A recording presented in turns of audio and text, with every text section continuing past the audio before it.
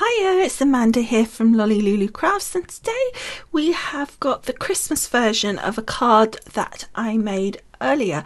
I will link that other card at the end of the video, so if you have missed it you'll see. The other one was a non-Christmas one, but this is, I took the same principle of the makeup of the card, but I made it into a Christmas version. So we're starting off as before with our lovely Stampin' Up stamp. I'm going to put all the details of the products on the screen because a lot of these are older stuff from my stash, so aren't available anymore, so you may have them in your stash, so I'm just adding the names on the screen for you because I doubt a lot of these will be able to go on the list that I do on the blog post. You know, I put all the links and stuff on there. So there will still be lots of photographs though. So all I'm doing here is I'm taking this lovely sort of watercolour-y look effect stamp, and I'm putting two colours on, a dark colour at the top and a paler colour at the bottom, so dark blue and a paler blue, and then I'm getting my paintbrush with just water and I'm just gradually just blending that transition between the two and softening up the darker colour to make it more watery. And all I keep doing is wiping off the excess ink on the side there, just so that it didn't sort of blur it and muddy it too much. And there it goes, and it just looks really effective, I think. So what we've got, because we're using the stamp platform, I'm using this one piece of card. I can flip it around and I can do one the other side, and that will mean I'm going to do two sheets the same like that, and it means I will get 4 cards out of this. However, when you watch the other card, you will see that I had positioned the stamp a little higher, and I needed to do that for this one. I actually positioned the stamp too low for what was going to be my original design, and you'll see later on I'll talk through why that made it go wrong, so we'll have a look at that later. So if you're sort of following along, just take your stamp just a little bit higher up your paper so that you've got more gap at the bottom. So there we are with our second one. I just wanted to show you the two being done, and you can see it's sort of really kind of just as how you do it. It's not anything fancy, there's no kind of real technique to it. I'm just sort of blobbing the ink on, adding a bit of water, put a bit more ink on because I put too much water on, and you know, you just keep fiddling until you think, yeah, that's probably going to work fine.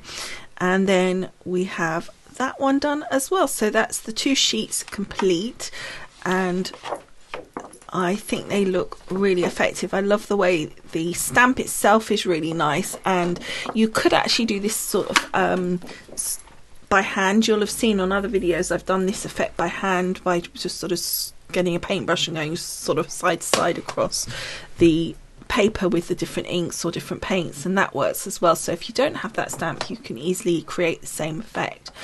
So the next thing I'm doing while I've got my stamping stuff out is I am stamping my sentiments. Now, I originally was planning to create strips, as I did on this previous version of the card, that would go right across the width of the card. So what I've done here again is I've put my piece of card in and stamped one on the top and one on the bottom, and that will just give me the sentiment in the right place on the strip once I cut that off the top and the bottom of the strip. Now what I can do here is then cut these 2 off and then go back and use the middle part of the card that we've got there and stamp 2 more. So we're not going to waste that middle section, we're going to make use of that, so you can see those strips there. So the next thing I wanted to do was add my little silhouettes, for my little Christmas silhouettes. So I'm using, on Stampin' Up you had, particularly on the older ones, I think the newer ones are a bit better, but the older ones you had these sort of images that you could put on the back of your stamps so you could see where things were, which was great. That's really helpful. However, what I always found was that then they didn't stick too well when you tried to attach it to your stamp platform or your block or whatever. So what I tend to do is keep those, pop them on top, position it, and then just move them out of the way. I don't make them sticky, and that seems to work. Now for this, I using grey, but I then ended up thinking didn't really care for that, so I ended up using basic black because it just wasn't strong enough. So we went back. As you can see, it's quite pale, a little bit wishy-washy. It just didn't quite go, so I went back in with this basic black, and I think it looked a lot better.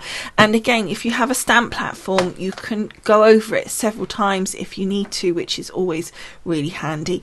But as you can see, that looks a lot better. I think that effect looks, it really pops off the page. And the idea of this is that, you know, it's a sort of a starry night. It's you know, you're getting it slightly lighter at the bottom, going up to the darkness of the night, and they're kind of on the horizon part of it, walking along.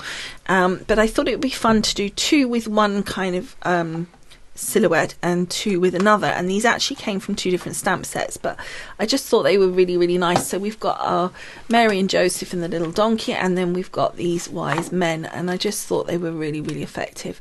So then from this stamp set here, I took the little stars, and there was also a big star as well, and I used the Whisper White. I'm not sure how effective it was. I did have to go over it a couple of times.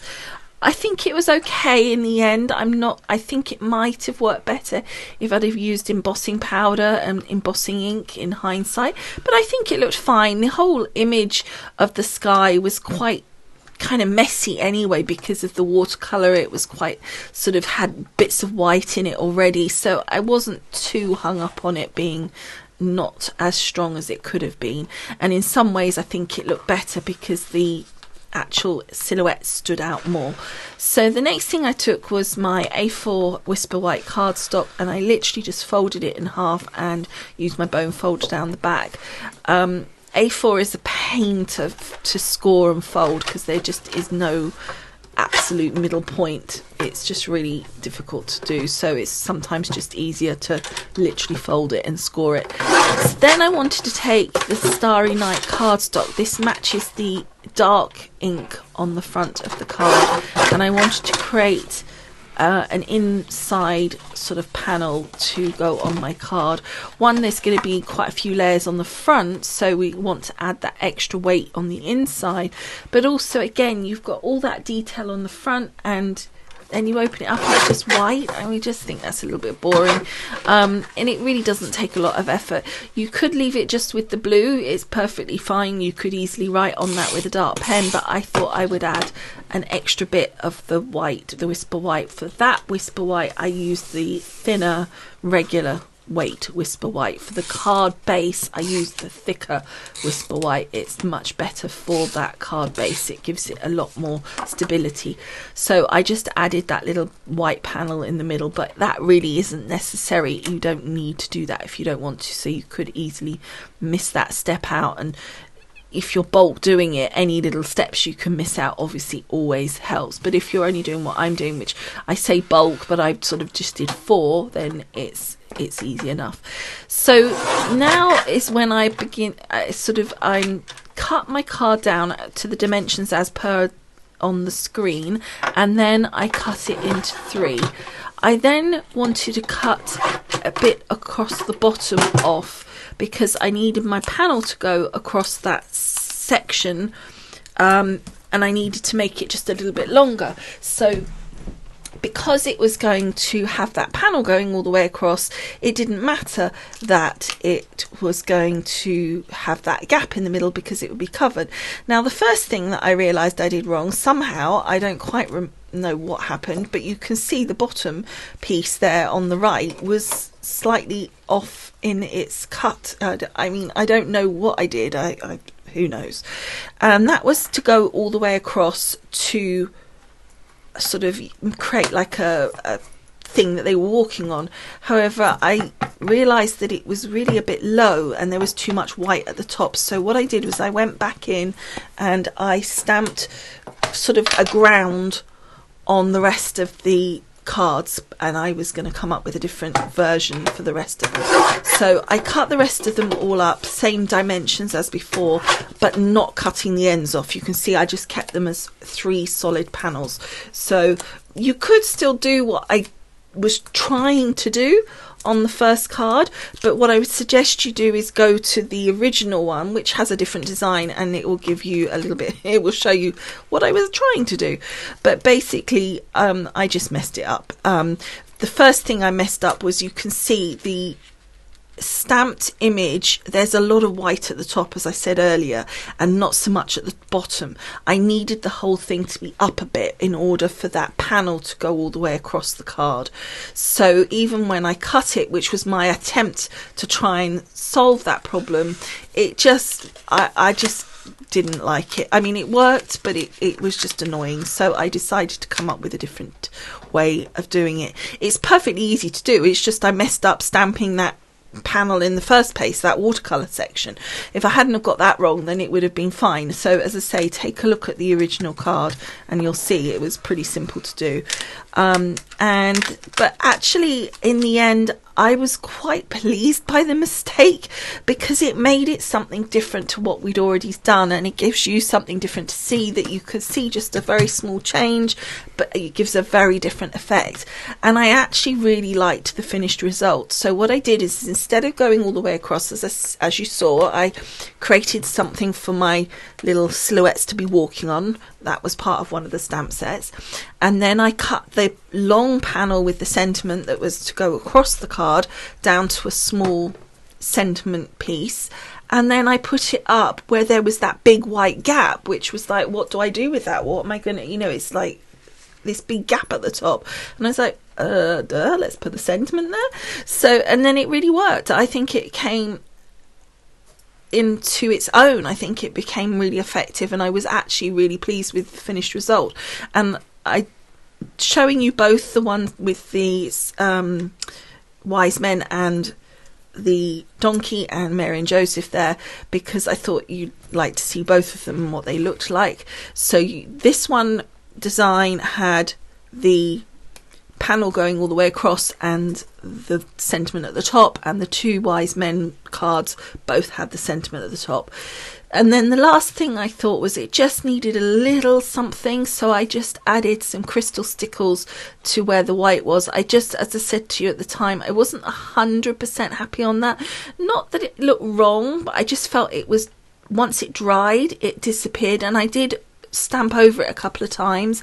I think it really did either need embossing, or actually, again, a happy accident, I was really pleased with the glitter. I think it just added a little something.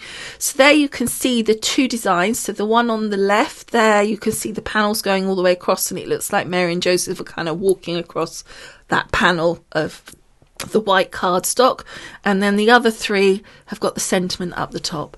So I hope you've enjoyed this version of this card, and as I said, I'll add the other one at the end for you. And thank you so much for watching, and I will see you again soon. Bye for now. Bye.